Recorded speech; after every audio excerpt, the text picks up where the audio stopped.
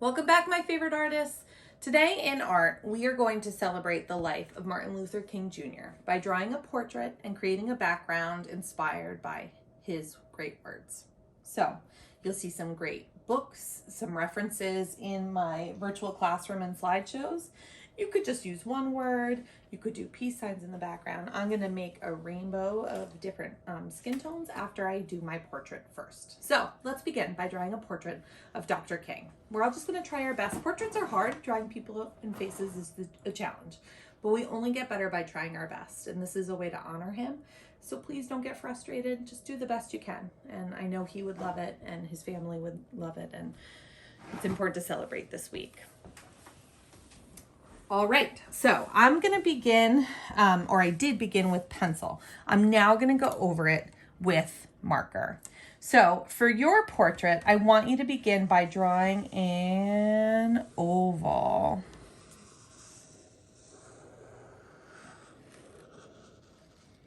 And again, I drew it with pencil first, and I recommend you do the same.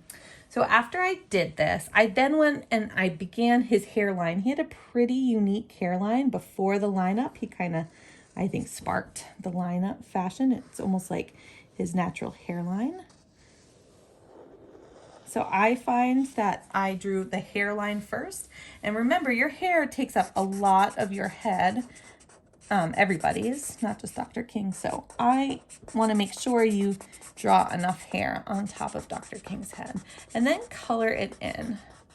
I'm using a black marker. You certainly could use a pencil. If you wanted to just do a pencil portrait and not color it in, I have absolutely no issues with that, especially if you take the time to write lines from his speeches in your background as I have. I don't want you to spend too much time if you're working from home. I don't want you to stress, but I do want you to listen to some of his great words. He was an incredibly brilliant man. He had a PhD in philosophy. He was, in fact, a doctor. He was also a preacher, which he really used as a way to spread the word of equality. So you're drawing his eyebrows and then coloring them in. Remember, everything is just shapes. So even when I did the hairline, I'm just thinking of those shapes. So I'm also looking on my laptop at a picture of Dr. King. You should too. Again, artists draw from observation, and the legacy of Dr. King will always be with us through photos. Such.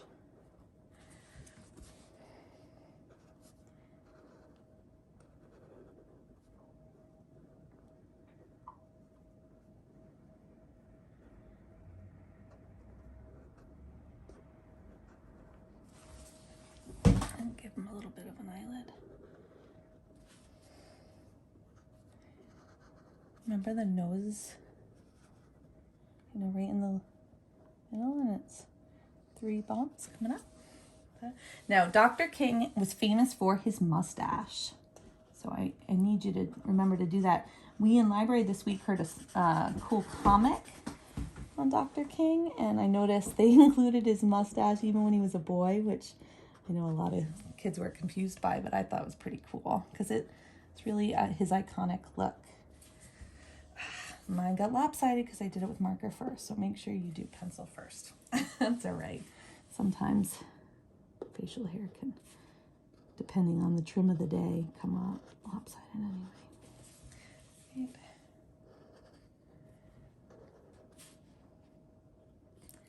Now I'm going to draw his ears.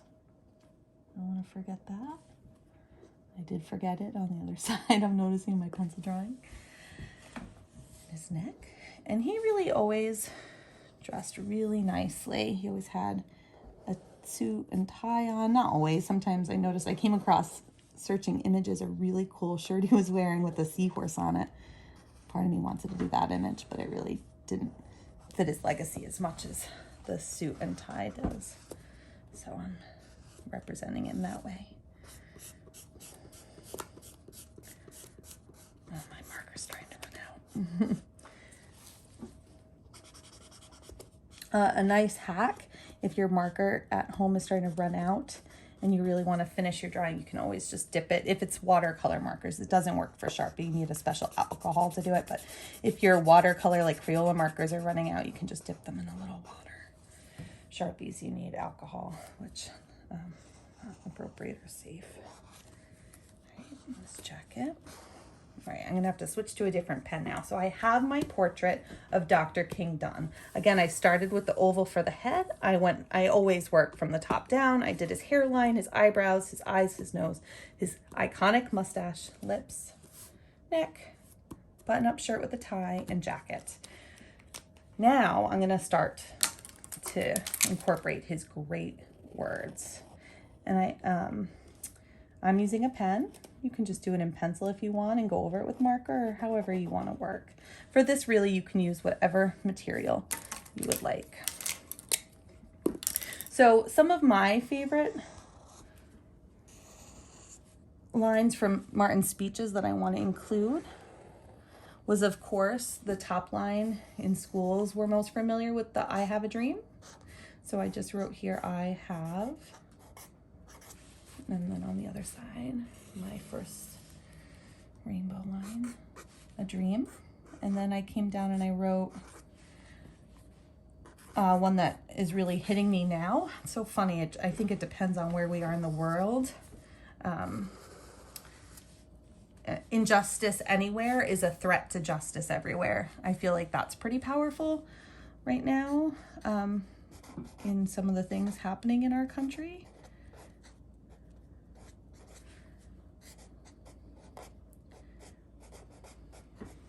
So injustice anywhere is a threat to justice everywhere.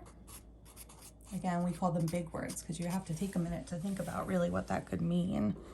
I think it could mean a few things. And I'd be happy to hear your thoughts if you ever want to email me if you're not in my pod. I would love to hear your thoughts too. And then this line is, anybody can be great because anybody can serve. And I talked about that in my pod on Friday as we are home now, this is Monday, to celebrate his life. And I know his wife, Coretta Scott King, continued his work after his passing.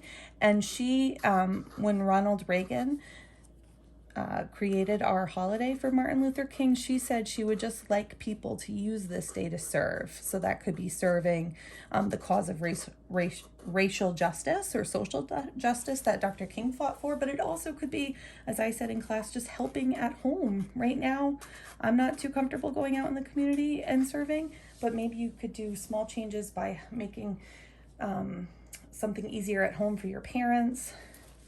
Service can be done in a few ways, taking your dog for a walk. I'm loving what I created here. I'm now going to color it in with some different browns. I think it's really important that I color his skin in, but that's your artist's choice. And then I'm going to make a rainbow of skin tones. I have to actually grab my other crayons. I don't think my rainbow holder has enough variety. And I might use a few different materials, but for my background, I'm definitely going to use crayon. If we were just working virtually from home, I would probably do watercolor, but I think that the crayons also look really, really nice. Oh, maybe I do have enough.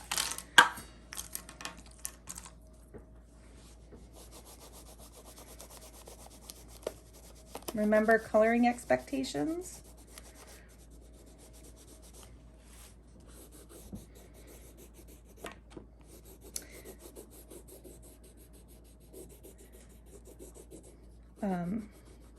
Robin Wildman, Mrs. Wildman, who works with the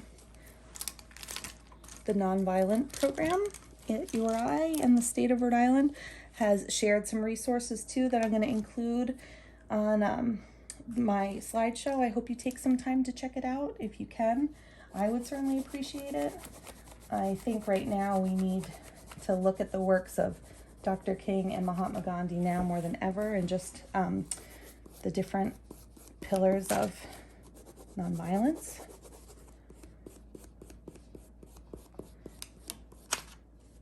I'm looking forward to doing that more when we're back in the art room.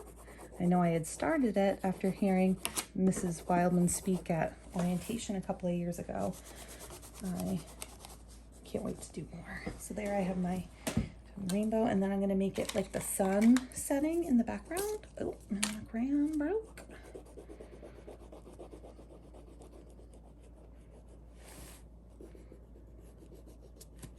Almost dreamy like, you know, that's what I'm trying to do. Take your time, color in all your white spaces, color in the same direction. I'm really loving this actually, very much. I hope you enjoy doing your portrait of Dr. King too. Maybe, no, I can't decide if I should do this. I feel like this might be too dark. No, perfect.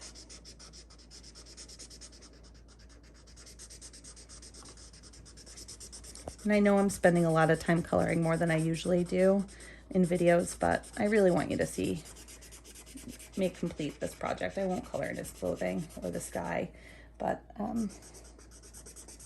I think sometimes it's hard to represent different skin tones in portraits, and that's something I think I've really seen change this year. I know Crayola has come out with more sets of skin tones than ever before just this year, which I think is fantastic. Oh man, this marker smells amazing, like root beer, which is the only soda I really like.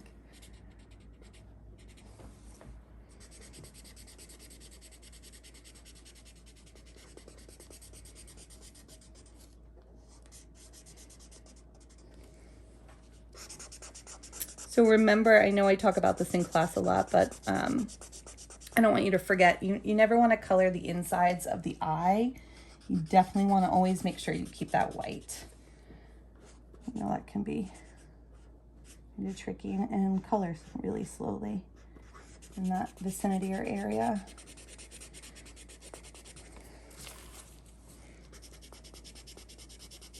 Now markers have a way of making things look kind of flat. So if you want to go through and add shadows with like a black marker, that's what I would recommend. I'll show you quickly.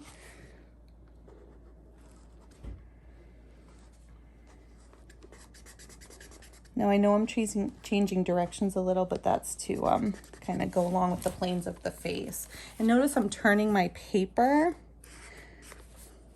as I'm coloring so I can easily get to the areas. Sometimes when you're coloring, you can smudge with the bottom of your hand, which you really don't want to do if you can avoid it. And turning the paper helps. And because my marker is starting to run out, or needs a little rest, as I say in class, I just went over areas a couple of times to help fill in. I'm going to color in his lips for a little variation with my crayon, because our lips are a little different than our flesh color. So for a little change there, and maybe I'll use this one too for the shadows around the eyes, and the nose, and the chin. And under the chin we get a shadow. And the last step I'm going to do is color my sky in blue. So this is really mixed media. I started and drew in pencil. I went over my pencil with black marker. And now I colored with crayon and marker.